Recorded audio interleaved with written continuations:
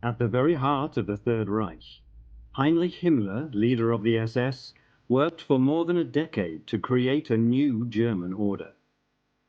He foresaw a modern brotherhood of Knights Templars dedicated to a quest for a new type of spirituality. He was also seeking a new belief system for Germany on which a new master race could be founded. Himmler's studies were to take him deep into the strange waters of the occult, and he would do everything in his power to drag the German people with him. Under Himmler's guidance, the SS, the hand-picked, disciplined and fiercely loyal bodyguard of the Führer, were being molded into the model for an Aryan elite, a mystical order dedicated to the creation of a new world order. The SS were a carefully selected elite, which Himmler hoped would be the stock from which a new and superior breed of human would come, the Superman, a caste of men born to rule the world.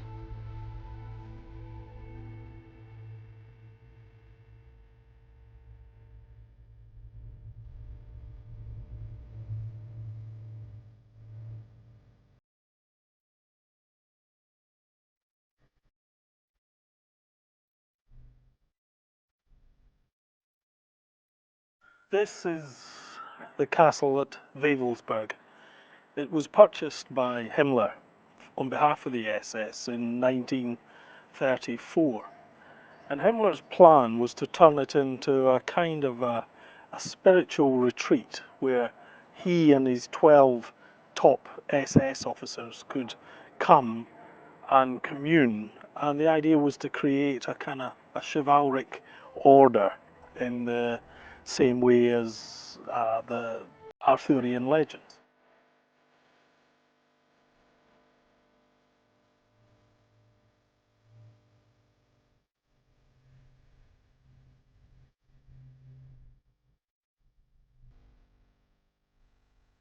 Behind me here in the North Tower, which you can see over my left shoulder, is the place where they planned to create a crypt, which still exists today.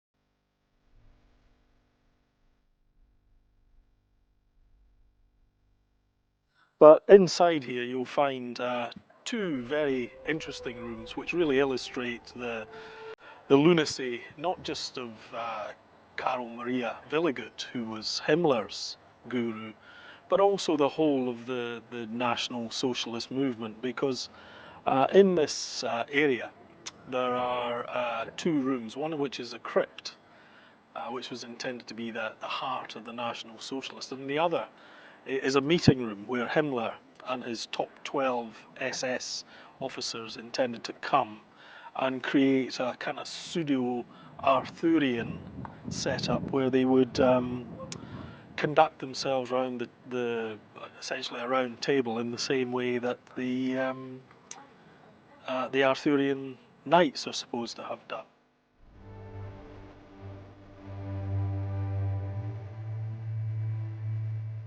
As you can see, we're standing here in the courtyard of the castle at Wewelsburg.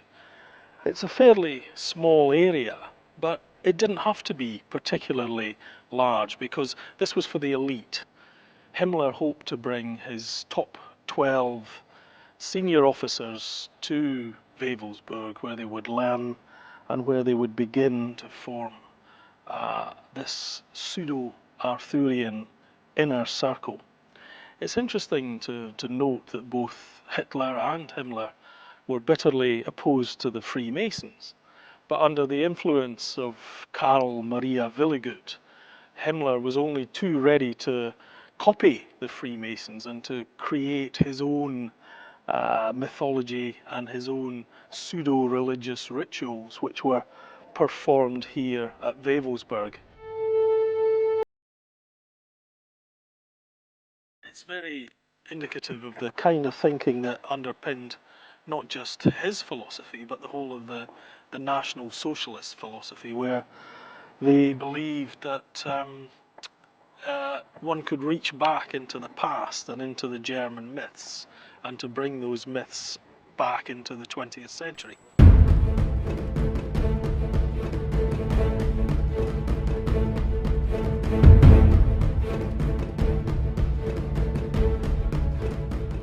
The origins of the SS did not begin with the personal visions of Himmler or his Führer. The roots of the SS went deeper even than those of National Socialism itself.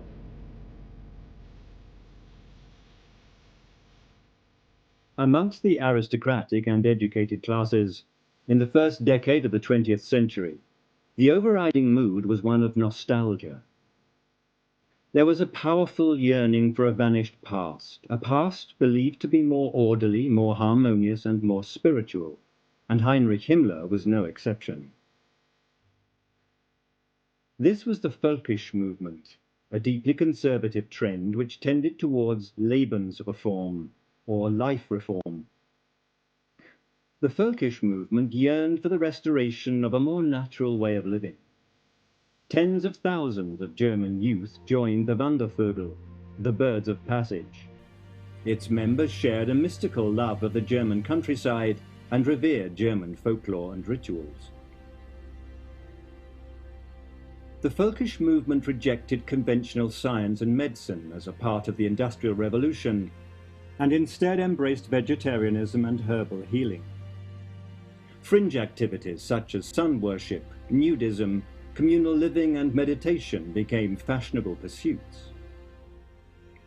In every major city, Völkisch cults devoted to spiritualism, astrology, magic and the occult flourished. At the heart of each of them were to be found the disciples of life reform. One of the most dedicated of these disciples was the young Heinrich Himmler. Of all the esoteric doctrines favoured by the Völkisch movement, none were more influential than those preached by the Russian adventuress and self-proclaimed telepath and spiritualist, Madame Helena Blavatsky. In 1888, Blavatsky claimed to have travelled to Tibet, and there to have been initiated into the secrets of spiritual masters she called the hidden elect. This was to prove a key doctrine in the belief system of the occultists. The hidden elect, or the Great White Brotherhood, were believed to be ordinary humans who, by initiation and self-denial, had risen to become adepts, who were supposed to have gained powers and knowledge beyond the reach of ordinary mortals. Madame Blavatsky did not claim to be an adept in her own right, but she did claim constant telepathic communication with her hidden masters. Blavatsky claimed they had revealed to her, their chosen one, the occult history of the human race. Blavatsky's claims spread far and wide. In Britain, Aleister Crowley, a magician of the Hermetic Order of the Golden Dawn, claimed in 1909 to have crossed the abyss and returned as an adept. According to Madame Blavatsky, each round of the cosmic cycle has associated with it 7 root races. The first root race to evolve on Earth she called the astral race. It was a race of pure spirit, the highest form of existence. The second she called the Hyperborean race. Its home was a now vanished continent in the Northern Ocean. The third race was the Lemurians.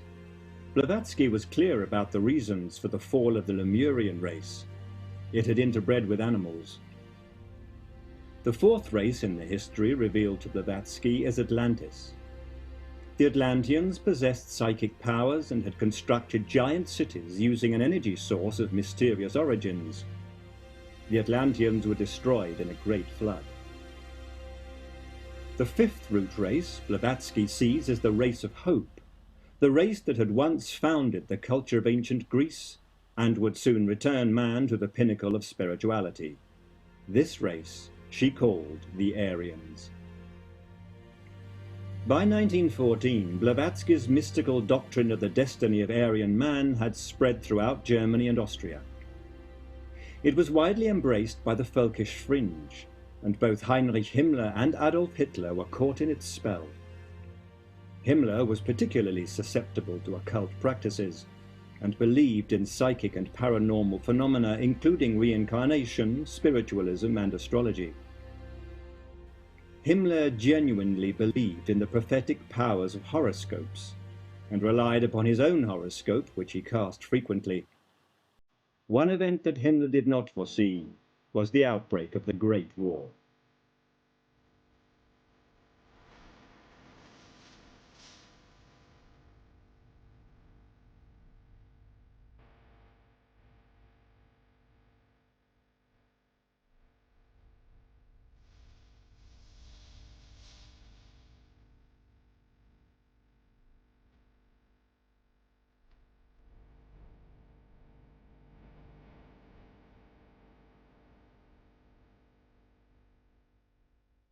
Hitler has often said that the Great War was the defining experience of his life. It was the most satisfying and fulfilling time for him. Himmler would love to have had that experience, but he was born just a fraction too late, and although he was able to join the army in 1917, he was still undergoing training when the war came to an end. So Himmler lacked that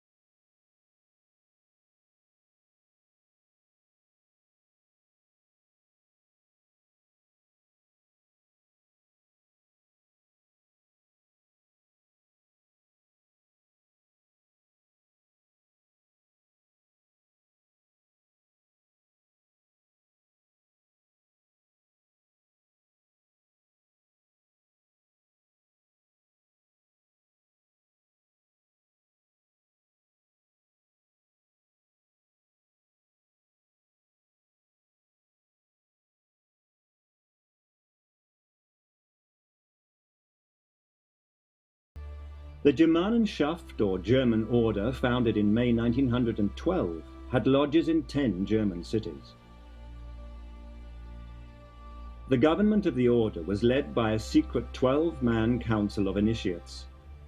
The future German Empire would, according to Liszt, be governed by a similar council of initiates, a new Armanenschaft. Heinrich Himmler bought into all of Liszt's visions, and he would ensure that in the design of the future SS, Liszt's Armanist assembly would not be forgotten. One day soon, Himmler was to deliver a new spiritual home for the SS.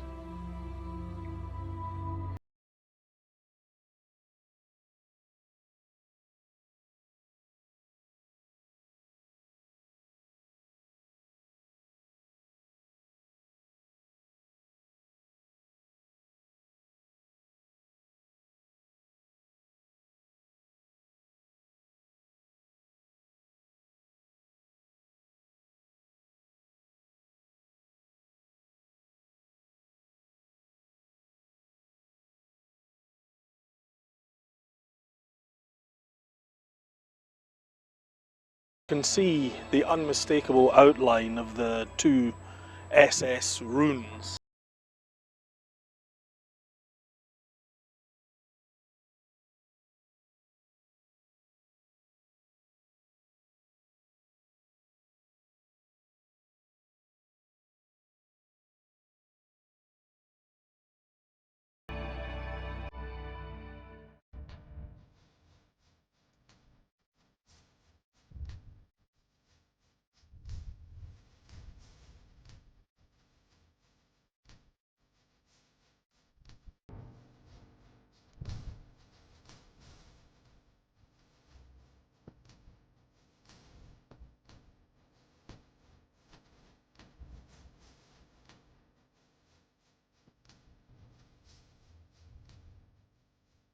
List's prediction that the Great War would see the victory of Imperial Germany over its democratic and degenerate enemies was to prove false. By 1918, the German economy was in ruins, and the Kaiser's armies were crumbling. To the men at the front, the failure of the imperial war machine was inexplicable. Early in 1918, Germany had won several major battles, and in 1917 the Russian enemy had totally collapsed. Theories of a conspiracy abounded. Many believed Germany had been betrayed from within.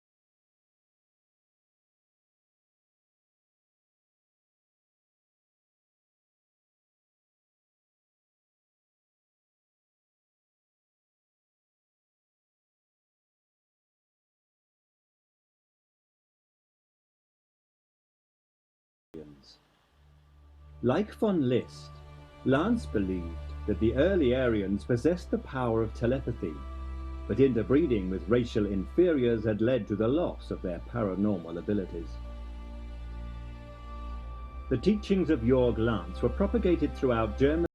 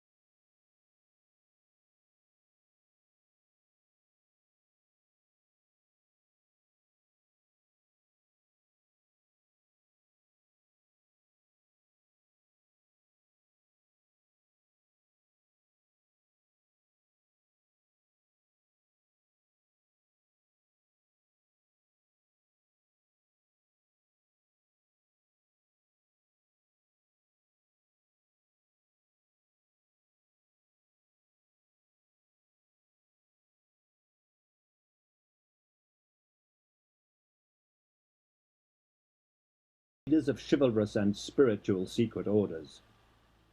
All of this was music to the ears of Heinrich Himmler, who founded his own version of Burg Werfenstein.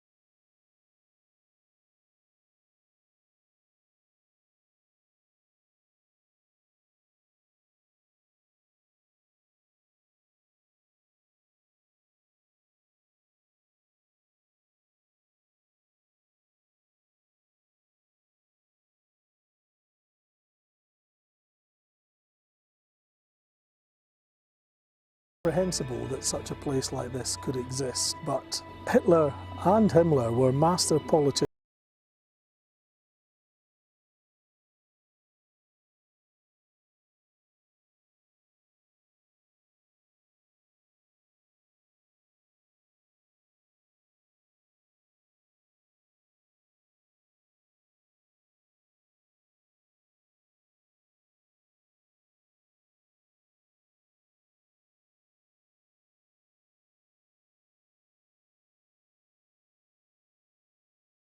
Head of the SS in January 1929.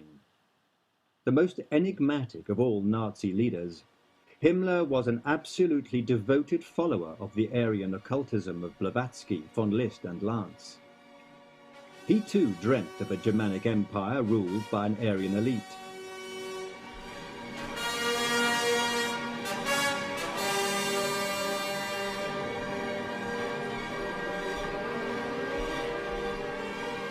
The collection of individuals which Himmler brought together to form the SS were an unsightly and bullying bunch.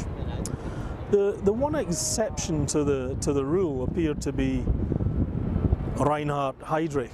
Heydrich became Himmler's dedicated and loyal subordinate, and he was an extremely capable individual who again was a skillful and very Machiavellian politician, and between Heydrich and Himmler they formed a very formidable team indeed.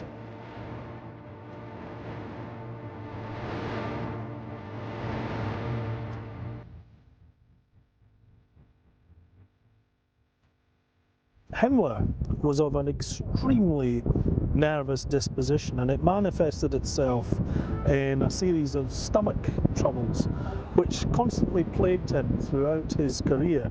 Any time where he got nervous or there was tension, his stomach troubles would surface, and often Himmler would be forced to take to his bed in extreme agony.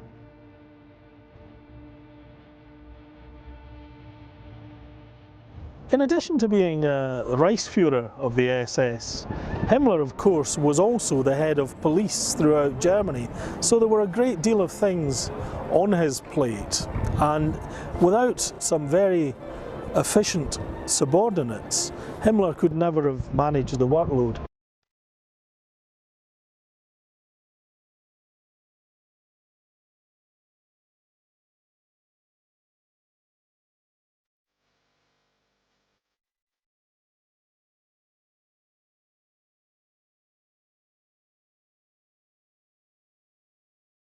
From a young age, Himmler had been an eager convert to the folkish concept of life reform.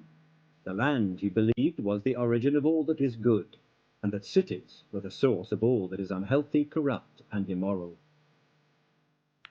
The yeoman on his own acre, wrote Himmler, is the background of the German people's strength and character.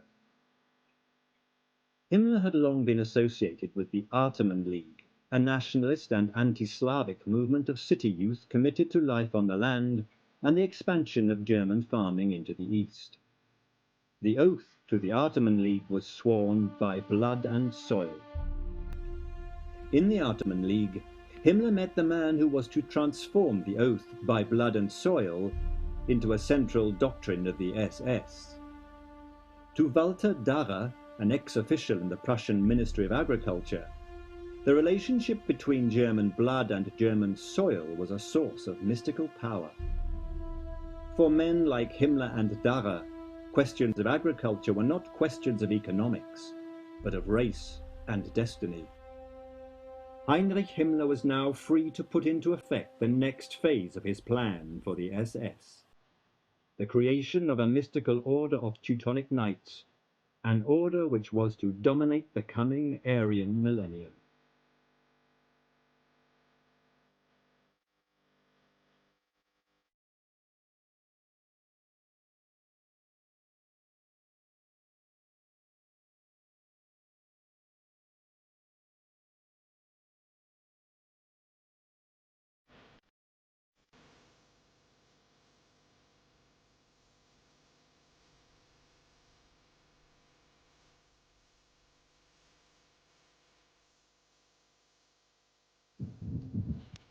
Behind me at the bottom of the steep flight of stairs here, we can see the logical conclusion of Himmler's war with the Catholic Church. This was an attempt to create a new religion for the Third Reich. And it's quite a bizarre undertaking when you consider what was actually supposed to happen here.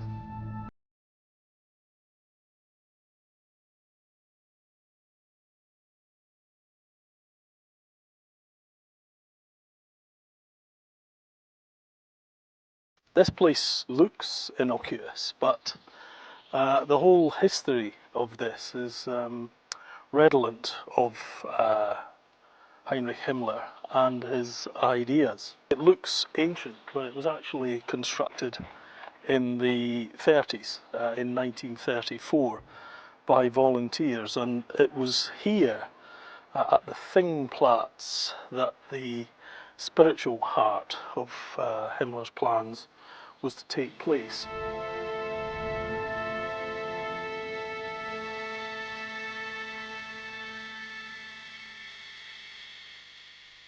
Himmler and Karl Maria Willigut were bitter opponents of the Catholic Church, and this was the beginning of their own attempt to create a religion which would rival the church they despised so much.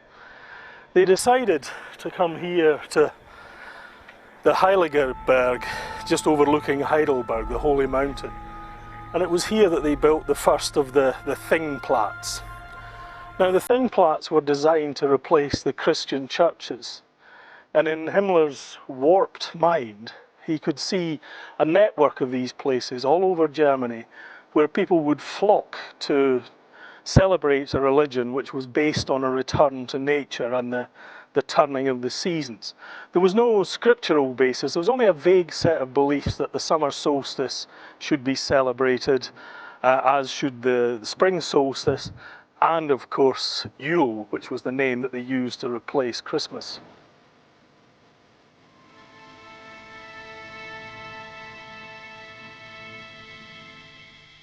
The whole spiritual aspect of the Third Reich was very much concerned with forests and nature. So this is the kind of place that they hoped would be a forerunner to a religion which would spread throughout Germany and the Third Reich. It never was particularly popular, understandably, as a religion, because the whole concept is false, so it didn't really find public approbation for what we were trying to do.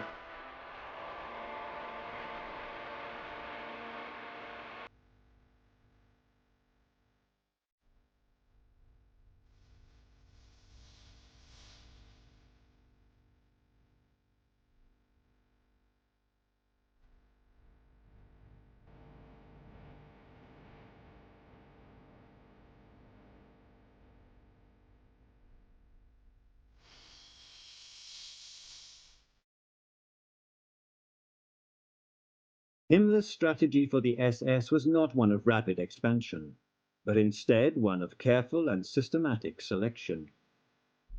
In 1930, Himmler had won a valuable concession from Hitler. The SS would be allowed to recruit from the ranks of the SA. Himmler had begun to put into practice his theories of breeding. We went about it like a nursery gardener trying to reproduce a good old strain that has been adulterated and debased. I started with a minimum height requirement. I knew that men of a certain height must somewhere possess the blood I desired. On December the 31st, 1931, Himmler established the SS Race and Resettlement Bureau. It was to be headed by his old friend Walter Darrer. Darrer was awarded the rank of honorary SS general. The task of the Race and Resettlement Bureau was to prepare for the future colonization of the East by pure-blooded Germans. It was also instructed to conduct research into racial ancestry, biological selection, and the history of the Aryans.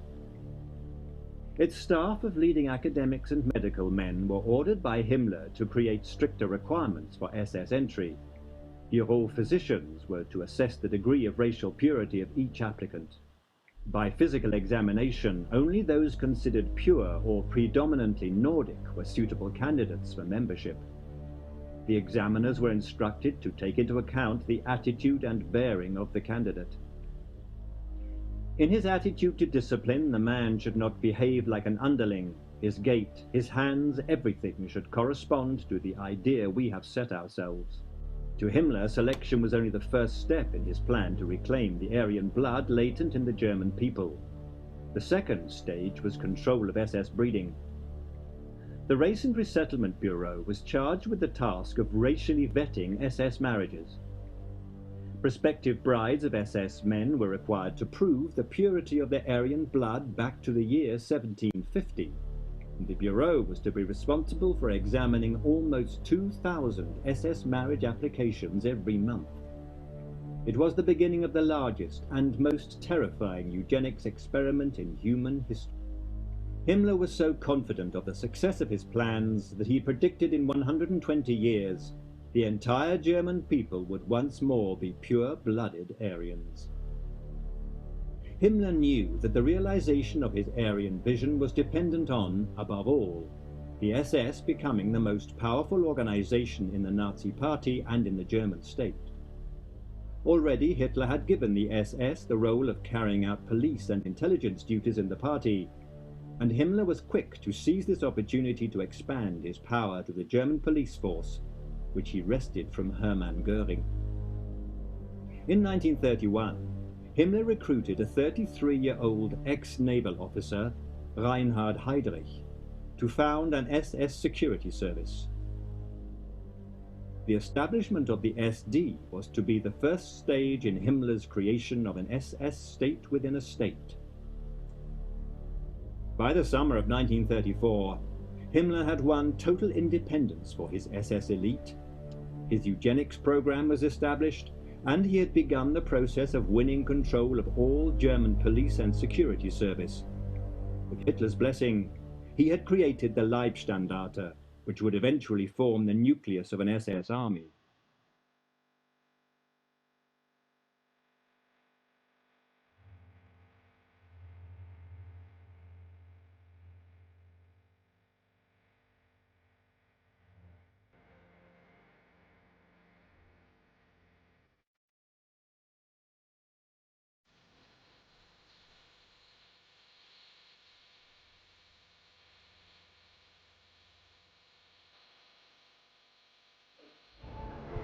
Under Himmler, the Waffen SS was expanded rapidly.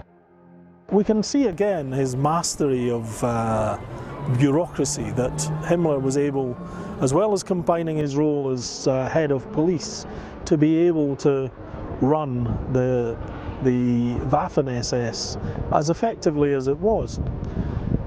The Waffen SS is often overrated as a field force, but there were undoubtedly a number of actions where the Wehrmacht troops were very pleased to have the SS fighting alongside them.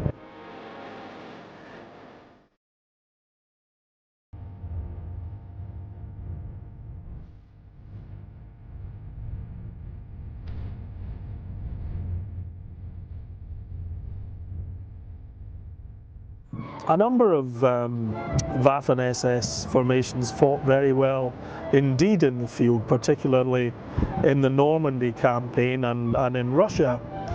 But there were also examples of unrivaled brutality. The Das Reich division disgraced themselves in France, as did the Totenkopf division. So it's often overrated as a military force, the Waffen SS. Its successes were relatively few in number, and ultimately there was nothing they could do to stave off the military defeat.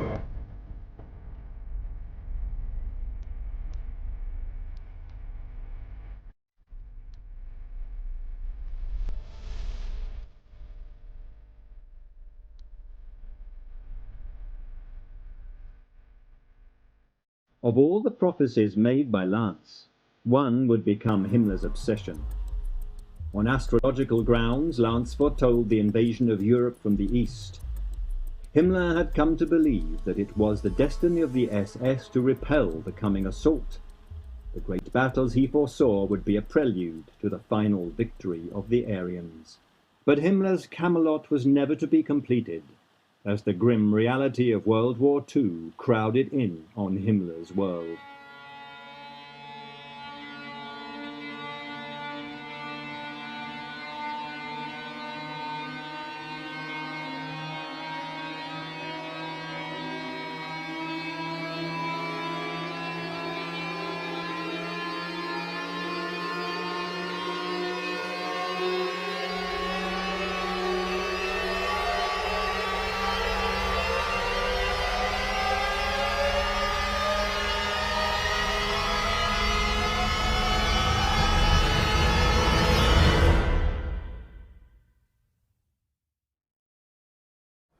This is the Palace of Justice here in Nuremberg, and it was here on the 20th of November 1945 that the trial of 21 of the leading representatives of the National Socialist regime began.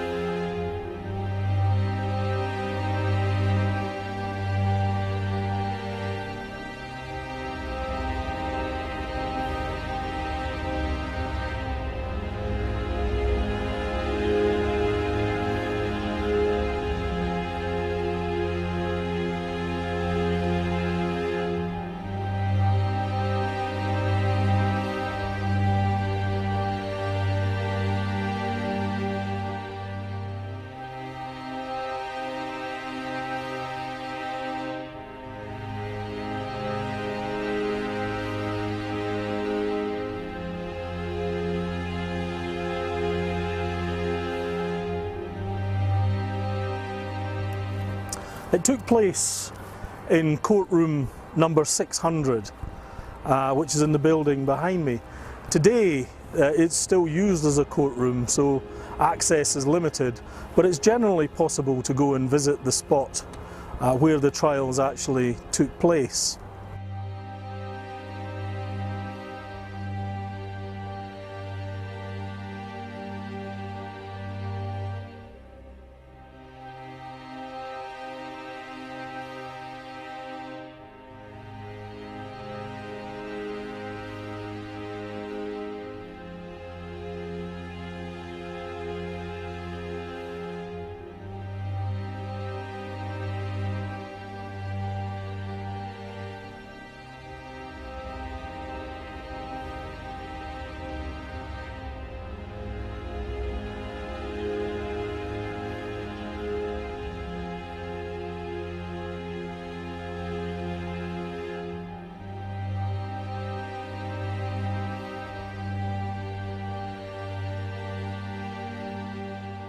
Among the distinguished visitors, Wyszynski, Deputy Foreign Minister of the USSR, and Gorshenin, Soviet Prosecutor General.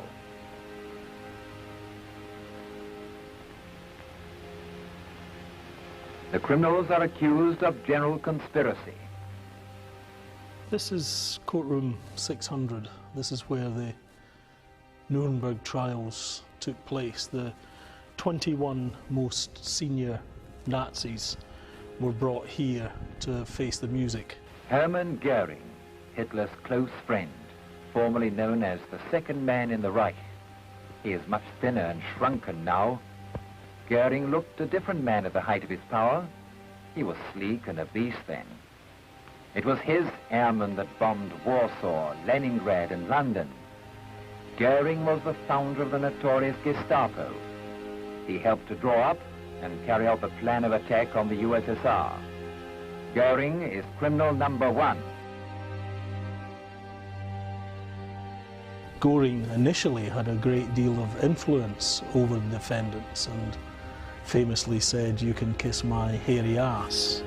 But over the course of the proceedings, even Goering was worn down, and he too committed suicide shortly before the execution that had been ordered. Also on trial were leading figures such as Keitel and Jodl, Hitler's military advisors, and both of them were sentenced to death. One man who escaped the death sentence was the architect for much of what we can see in present-day Nuremberg. Albert Speer. He developed the buildings of the Zeppelin Tribune. Speer was sentenced to life imprisonment, but was eventually released. Also on trial was the notorious Julius Streicher. Streicher was the publisher of the infamous Der Stürmer, the anti-Jewish magazine, and Streicher described himself as Jew baiter #1. He faced the trial here expecting to be released, and was certainly more surprised than anyone when he was actually sentenced to death, a sentence that was carried out.